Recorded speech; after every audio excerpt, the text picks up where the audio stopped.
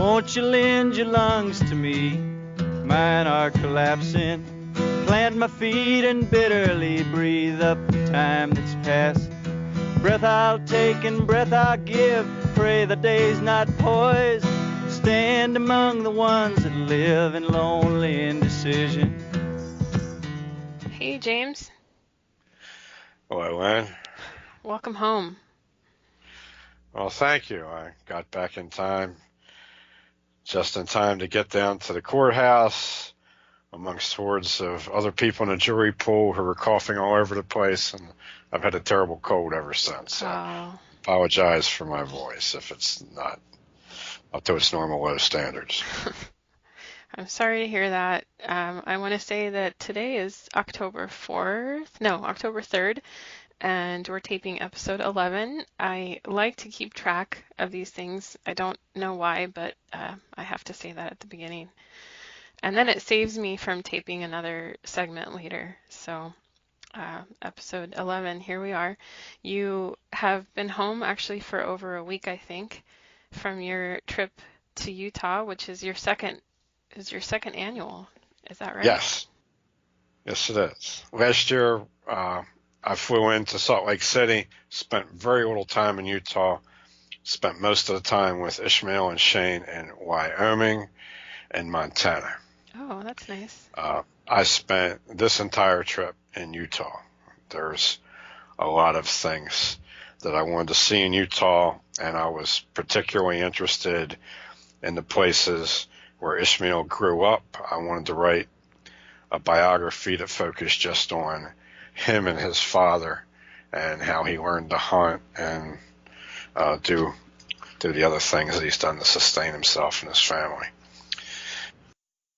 So that's in the Salt Lake City general area. How far away from the city does he live? There's over top of Salt Lake City, there's something called the Wasatch Mountains. Yeah. And he lives, then you have the Wasatch Back. And between the Wasatch Back and the South Hills, there's this upland valley. It's a meadow. So a meadow is like this valley that's 6,000 or 7,000 feet above sea level. Wow. And then when you go over to South Hills, then you go into the Camas Valley. The Camas Valley has 5 little towns in it. He lives in one of those 5 little towns. Camas is the name of an onion, an indigenous onion that I think Lewis and Clark, they got really bad gas from eating a bunch of them when they were fed by, I think, the Shoshones or some tribe whose extreme southern range would be around above Salt Lake City. Above Camas Valley, there's the Unitas Range. And this is the place where the 4 river systems that feed Utah, all the rivers basically come out of this northwest corner of Utah, right on the border with Wyoming. That's where almost all the water that feeds Utah comes from, and it spreads out. And I thought my favorite river was the Provo River. And you get to see these things when they're little creeks up in the mountains, and they're only like a foot deep, and you're on this stony plateau. Mm. And so I spent most of my time between 6,000 and 11,000 feet. Oh, and he wow. lives at about 65. The most fun I think I had was helping him harvest all of his tomatoes. The last night of summer, his greenhouse got blown apart by this wind when we were down in the South Desert. Oh. I'll talk to you about the South Desert later. And when we got home, the next day was going to be the first day of fall, and it looked like it was going to be frost because we could see that it was going to snow up on the mountains. So that was just fun. It made me feel like cleaning out a produce case years ago when I was a store manager. So we got about 8 5-gallon buckets of tomatoes. Wow, and that's cucumbers out of his greenhouse. The terrain there's certain types of vegetation at these different levels, at these different altitudes. And he spent one day just showing me all the vegetation and how the wildlife interacted with it on what's called a bench, which is really this ledge of rock between these two big mountains. I guess we were about 8,500 to 9,000 feet up, and we pulled up two of these 1.5-pound porcini mushrooms. Oh, wow. So, yeah, so the next day we ate about $300 worth of mushrooms. Yeah. Retail. That felt pretty good. The whole mushroom thing just scares the hell out of me, but he knows about all these different kinds of mushrooms. Yeah, that's not for amateurs. That's right. Yeah. I think for a while he used to collect them for a supplier. I think he still supplies some in the local restaurants. Yeah. The best time I had as far as being out was the West Desert. We drove till we were almost 100 miles from the nearest electric lights. And this desert, when you drive through it, it has all of these anthills. And the anthills look like maybe places where a little spaceship has landed. Mm-hmm. There's a perfect 15-foot wide cleared space around a 2-foot wide, 1-foot high mound. And these are these large black ants that do this. And there's thousands of these anthills. And we drove off the road on a dirt road for about a half hour to get to a trilobite excavation place, right, where they have a lot of these things. I brought one home for my grandson, and then drove up onto the shoulder of Swayze Mountain. And from the shoulder of this mountain, we were about 2,000 feet above. There was a straight drop down about 2,000 feet. We could see the Salt Flats in Nevada from where we were. And these mountains are like islands in this ocean of desert. Up on the mountains, you'll have water where there might be none. We finally got to the point where the Sevier River just died and turned into this salt marsh. Mm. So then you don't have any more water. But then when you go up on the mountains, there's springs. Wow. Up on these mountaintops, and they're pretty heavily forested. The woods are kind of stunted. The trees are maybe 10 to, 20 feet high at the tallest at the elevation we were at. And they get smaller the higher you go up. Right. The wind whipping through the trees sounds just like the ocean surf at the ocean.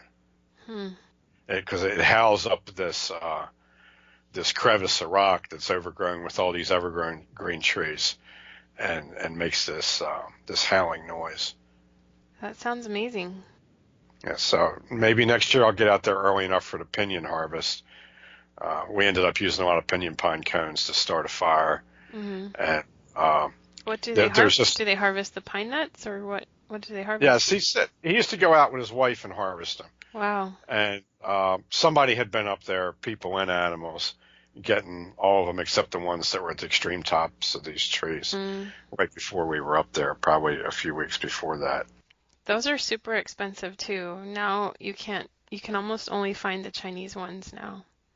Right. Well, you could fill up baskets of pine nuts, I guess, if you went up there and knew what you were doing for about a week. Yeah. It looks like maybe that's what people did. Yeah. And it was beautiful country. I had trouble dealing with the open spaces and the fact that nobody locks their doors. It was just freaking me out. I was experiencing stress from being, leaving houses that were unlocked and leaving cars that were unlocked. I think that it's almost like you had a whiplash because you were uncomfortable there, but then by the time you got back to Baltimore, you weren't your normal self in Baltimore either. Right. I had my guard had been eroded. I had become half civilized, being out there in the wilds and in the mountains, and then coming back to this feral savagery here.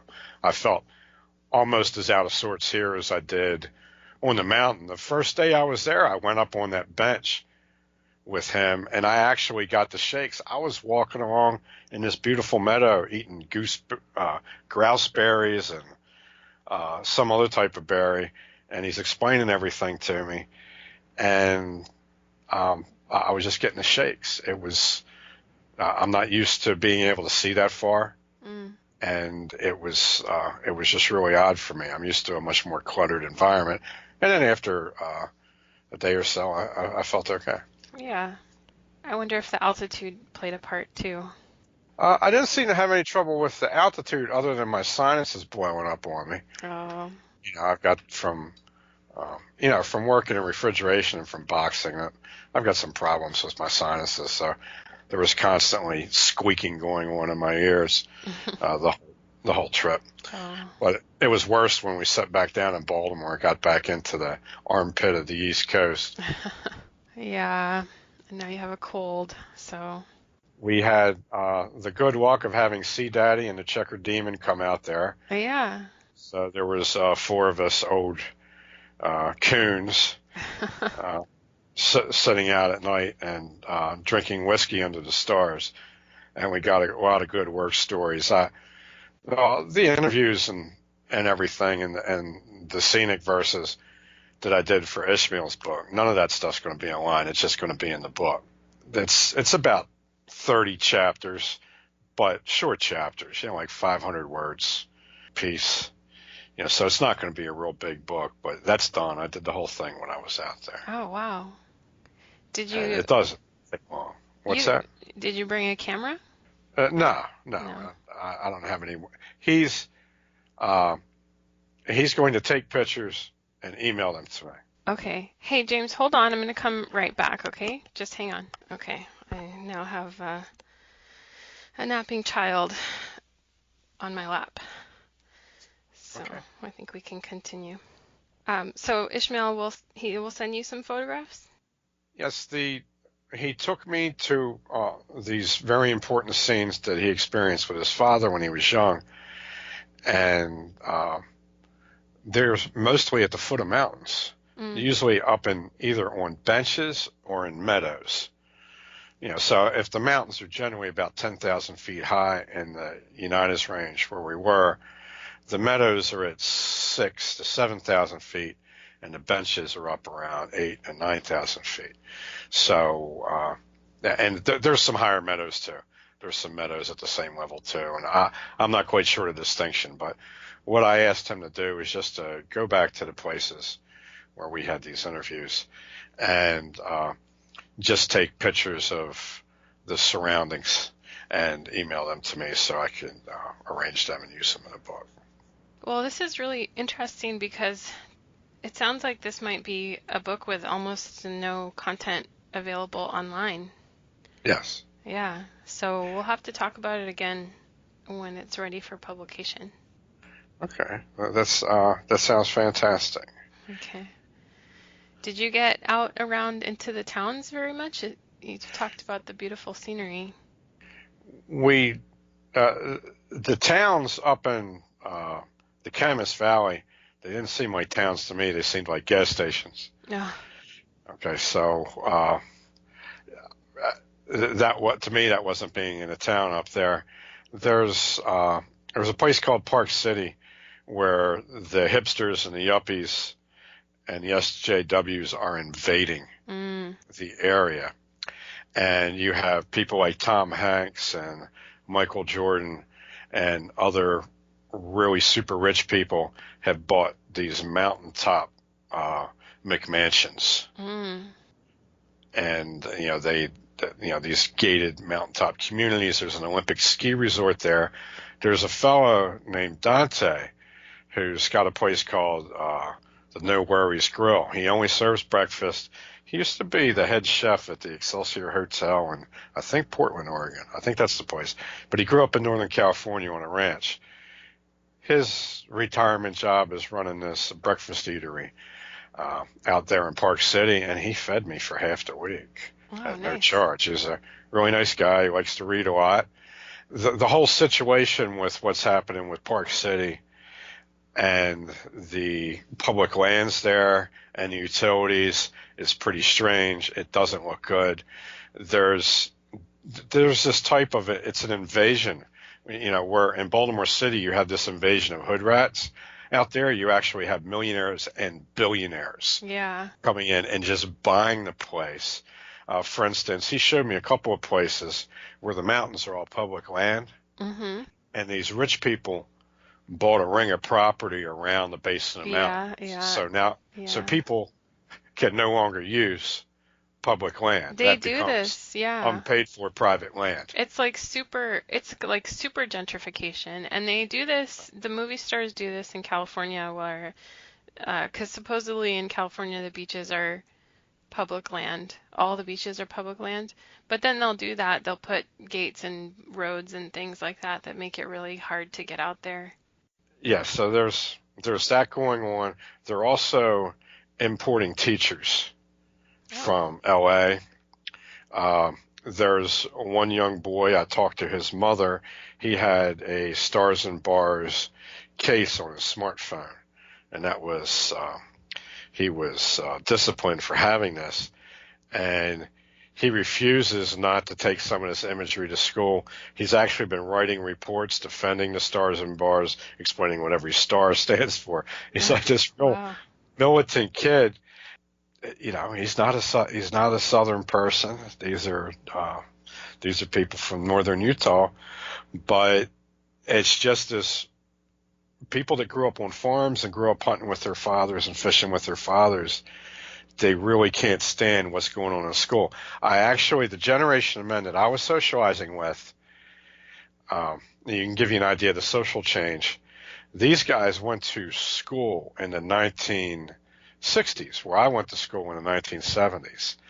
They still had boxing classes in their schools out there in the 1960s. In areas like Baltimore, we only had boxing up through the 1930s in public schools. Oh, wow. So you're talking about a full generation lag behind. And it was very interesting spending so much time with Ishmael because his father in his day was actually a man out of time. He was working as a shepherd. Wow. Right now, the only people working as shepherds out there are Peruvian guys who are out there poaching meat and doing other illegal stuff while they're watching sheep. But his father was actually a shepherd, and the one place we camped out, the shoulder of Mount Swayze, was the place where he used to come with his flocks back in the 1920s and 30s. During World War II, he was the only man in his district who was not drafted. A lot of these guys from this area of Utah got chewed up in the Pacific and in Europe. Mm-hmm. And so there is a negative idea of military service coming from World War II, which we think is real heroic. These guys didn't like their experience during World War II. Ishmael's father went to work in a lead mine. Oh. He had to get out of sheep herding and get into working in hard rock mining to help supply the war effort because he was a little bit older. He was born in the teens, so he would have been drafted had Truman invaded Japan. His father would have been drafted, but he was in that group of guys that was over 30 and was being used to work on industry and mining and things like that at home. That's amazing that he was a shepherd. That seems like something that is out of a storybook or something. I don't know anybody who might have done that job.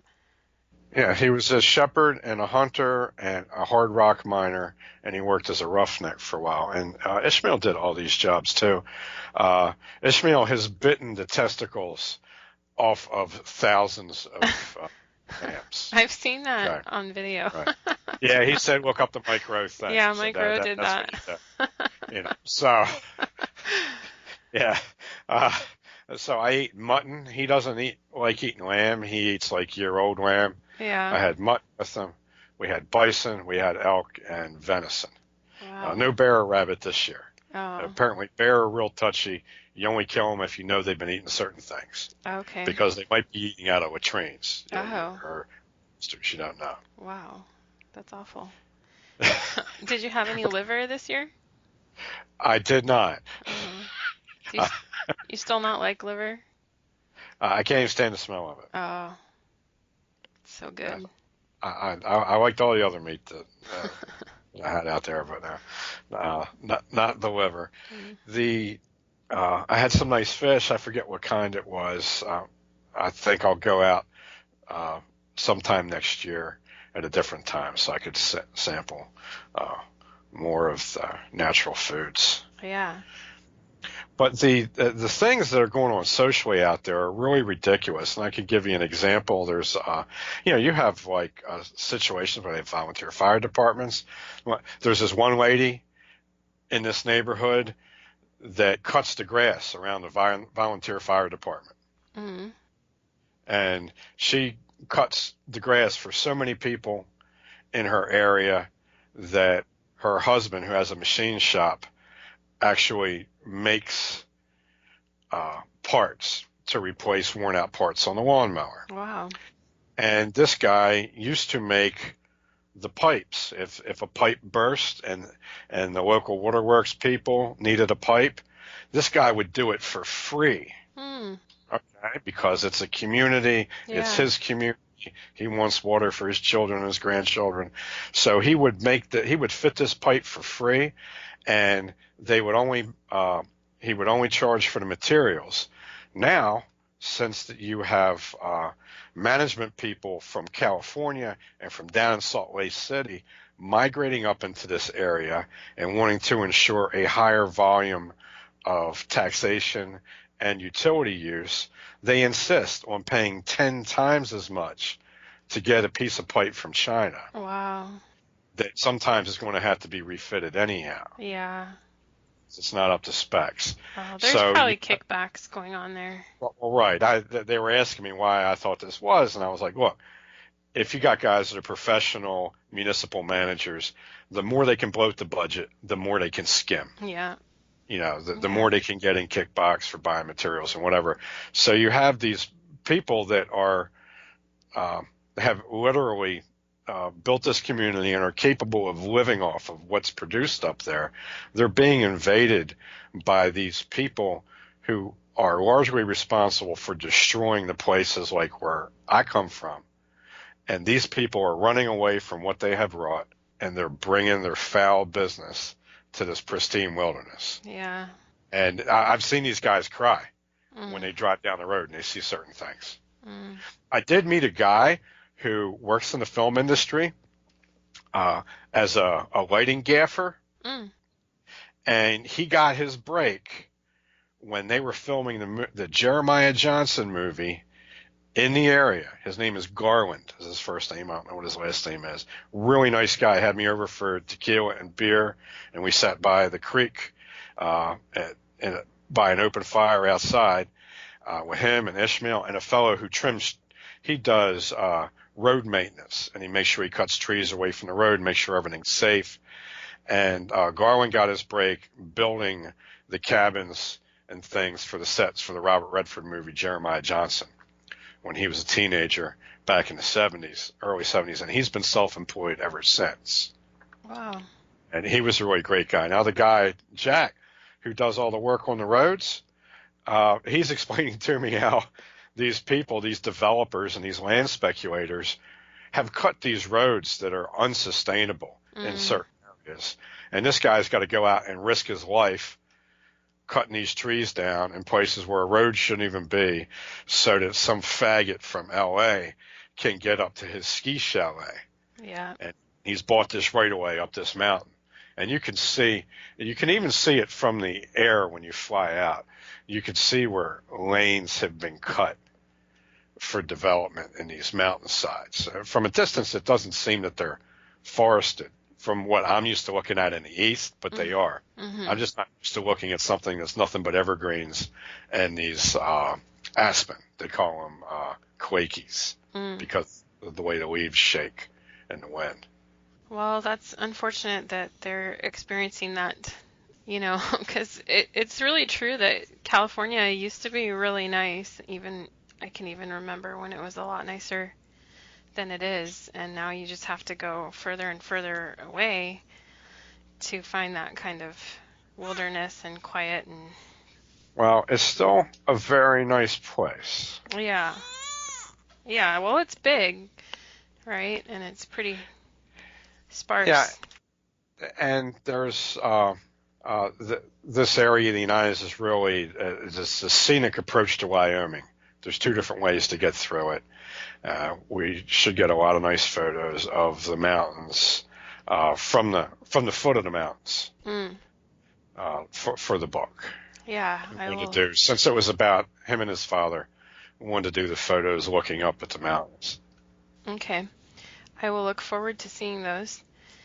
And then you came home just in time to serve on a jury, which is already complete. Is that right? Yes, yes. Are you free to talk about that? Sure. Are you gonna write about it? I did write a piece about it today that I put up. I think it's The Ugliest Lady in Baltimore, which is from this scene where, the judge looks like Mr. Magoo. And Oh. it's a big courtroom. There's 100 or 120 people as the jury pool. And he would point to somebody and try to describe what they were wearing or what they looked like. And he points at this big goon that looks like an offensive lineman from some university. And he says, the lady in the brown shirt. And the courtroom just erupts them in laughter, and all these things are said that are inappropriate, and it's just funny. And the courtroom's loaded with cops and corrections officers that are all getting dismissed from duty because the defense attorney doesn't want any of these people on there. Yeah. And I've got to go up there and talk about, what I did illegally, and that, that I had a hearing and that the charges got dismissed and what it was. And that was interesting because the person sitting near me actually eavesdropped on what I said to the judge when he was going by me to the bathroom. And he turns around. I'm one of the only white people in here, and he turns around and he says, man, that was a great story. That was some righteous shit up there. He said, you was laying some niggas down back in the day.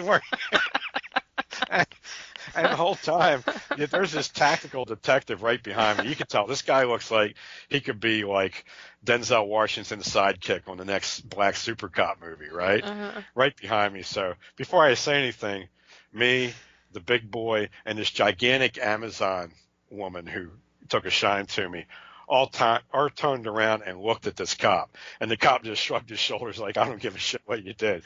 So I continue with the story, and I said, with all due respect, it was a Caucasian Negro.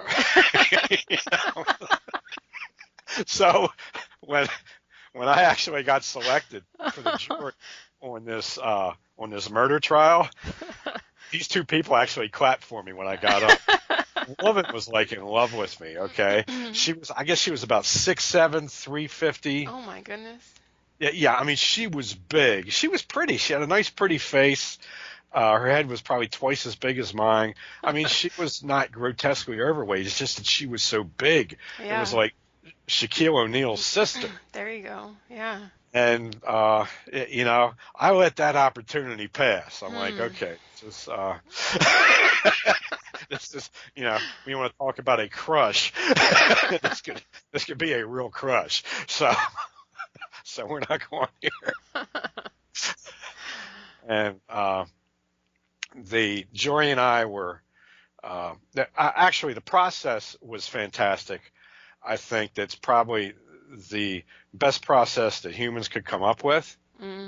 And although the prosecuting attorney and the detectives were clearly corrupt, the uniformed officer was fantastic. He refuted everybody's statement. Wow. He disproved what a lot of the conjecture that the prosecution came up with and a lot of this false narrative that the detectives came up with, which they didn't have to come up with because the defendant was actually clinically retarded. Wow. One of the ladies on the jury is in special ed, and she said, I'm not even qualified to work at the school that this man went to. It's that bad. Wow. Anybody come out of that school.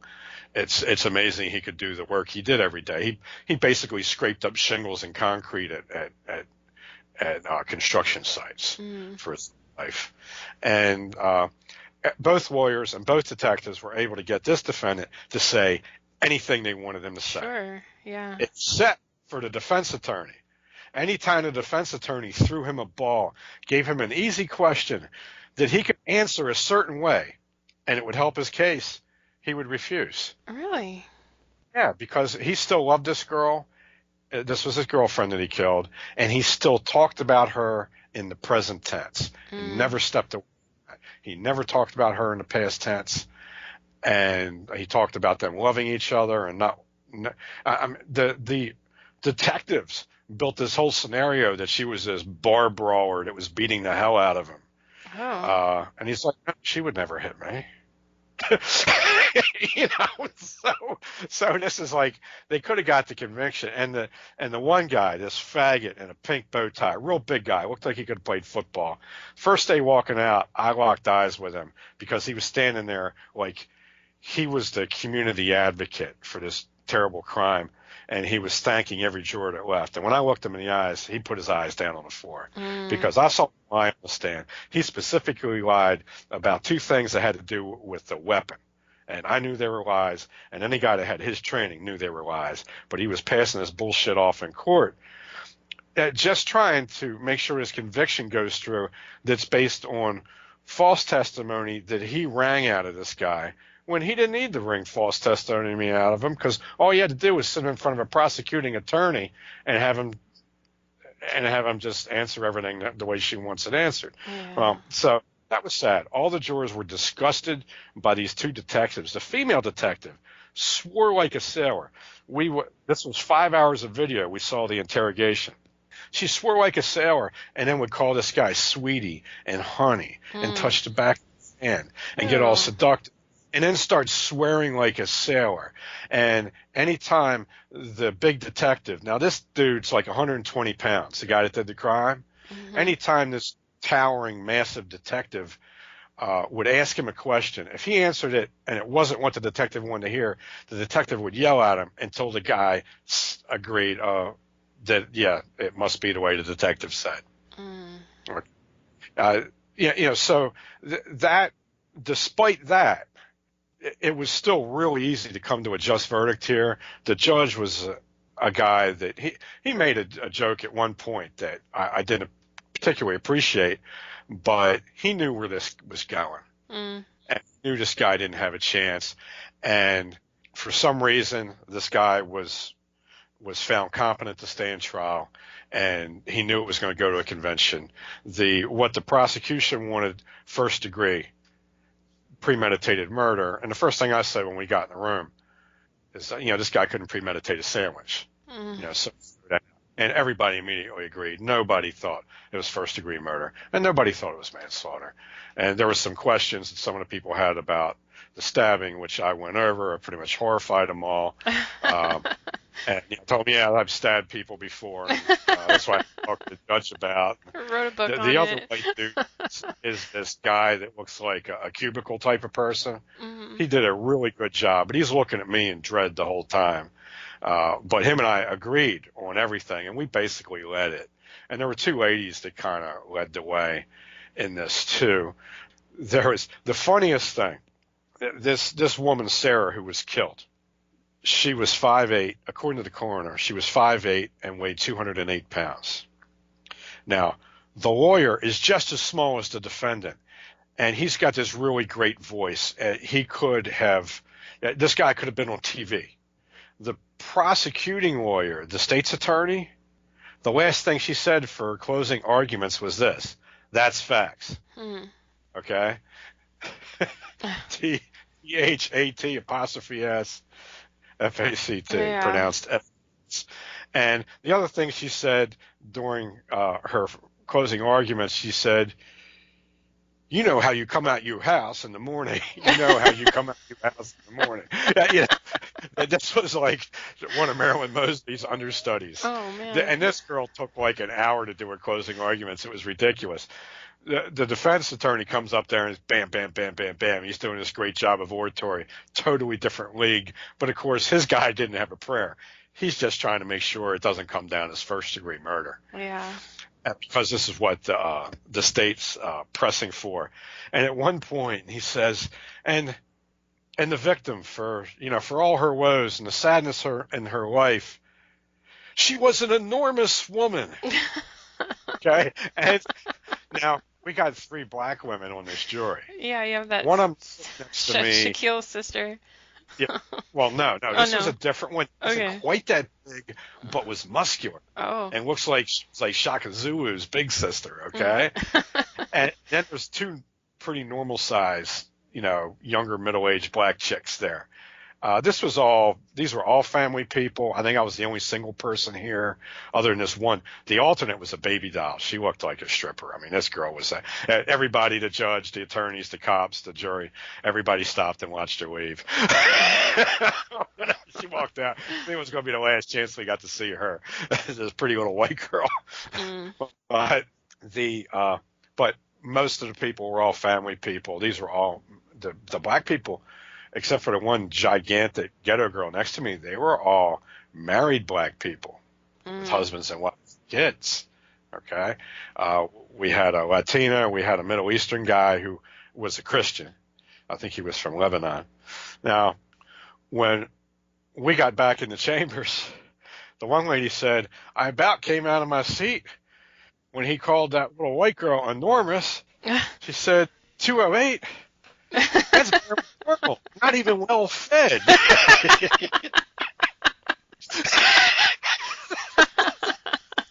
And everybody's shaking their head like, yeah. And the jury foreman is like this perfect BMI, 145-pound, 5'8" guy, and he's looking around like, this isn't exactly my scale, So at the end, we end up, this guy's going to go in the general population.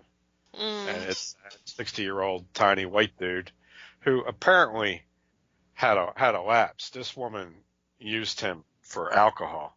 She was drinking herself to death. Her entire family got slaughtered in a car accident. And this guy would not stop talking about this. All this guy talked about was how bad his girlfriend had it. Wow. She met him and how he tried to take care of her. But according to friends and everything, she used numerous men for alcohol. She was in a part of town that I knew well and one of the other jurors knew well. And as soon as she would get drunk enough, she would just start yelling at him and tell him to leave. And apparently, during one of these occasions, it got physical, and he ended up killing her with this, with a kitchen knife or something. Oh my gosh! And the cops posed the evidence. Oh yeah. In the knife book, but they actually, for the photos, for the evidence on the scene, the knife was obviously posed. It was not as found. Yeah. Okay, so it's just, on one hand, you really can't see how these detectives would be able to get a conviction on a halfway savvy criminal, or in any case where there was really any doubt. Yeah. Okay, if there's any reasonable doubt, I don't see the way these thugs go about getting the job done gets anybody convicted. And that's the thing to look at, because this guy's toast. There's no way he gets out of it. It should have just been a plea bargain, second degree. Okay, or he should be in a mental institution or some kind of place where he's not going to be getting beaten up and raped. Okay, but that's not going to happen. That's what's going to happen to him. And he's going to be this little gnome in the land of the predatory giants. Yeah. The really illustrative thing was how bad the prosecution was, how bad the detectives were, how good the uniformed officer, and how limited expert testing had a very limited. It was very limited what she could say. Yeah. Okay, so you had to have somebody else there to actually piece together what happened, and that person wasn't there. Okay, that person was number 7 in the jury box, me. So I did it back in the jury room because everybody was just curious. Well, what actually happened? Nobody said what happened, but it was very obvious, according to the wounds and the evidence that the uniformed police officer showed us that he found on the site, and everything, what exactly happened. So that at least the people that gave the same ruling that they would have given anyhow felt like they understood what happened after we were done discussing it in the back. Yeah, well, it sounds like you guys came to a fair conclusion despite all the flaws in the system. The way it funnels you through this process, where it's not just like it's first degree or nothing. It's like fine for first degree, if not go to 2, which is second degree. If not, go to 3. Do you need to go potty? Sorry, hold on, James. Do you need to go potty? Not you. Do you need to go potty? No, I'm good. I'm good. Okay, hold on.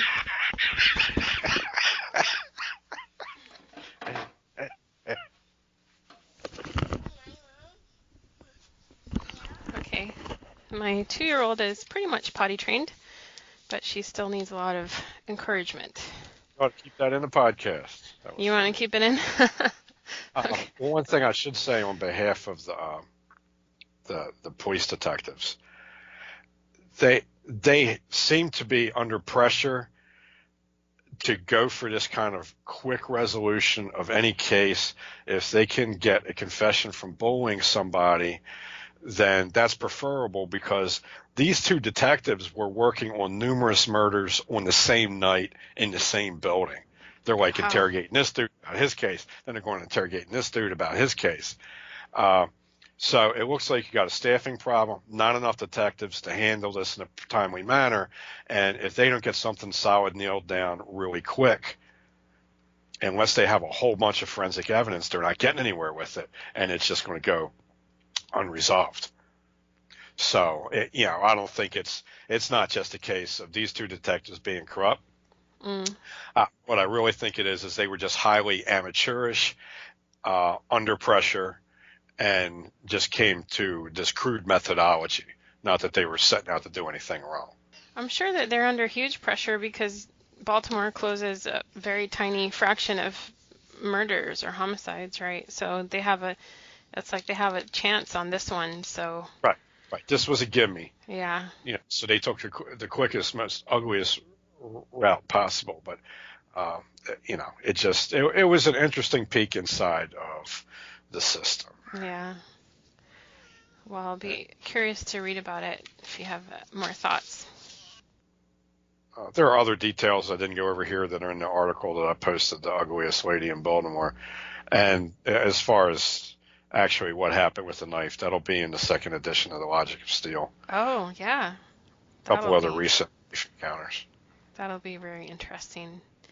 I think that's probably enough for today, James, and I don't know when my window will start closing here with my kids. So we can call that episode 11. Okay. Thank you very much, Joanna. Thank you. I'm happy you're... Stay out of crowds. Stay...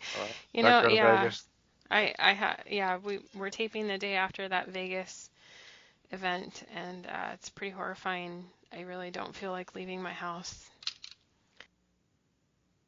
Well, I think in the future it's just a good idea for all of us to stay out of crowds, going to ball games, concerts, and everything. Yeah.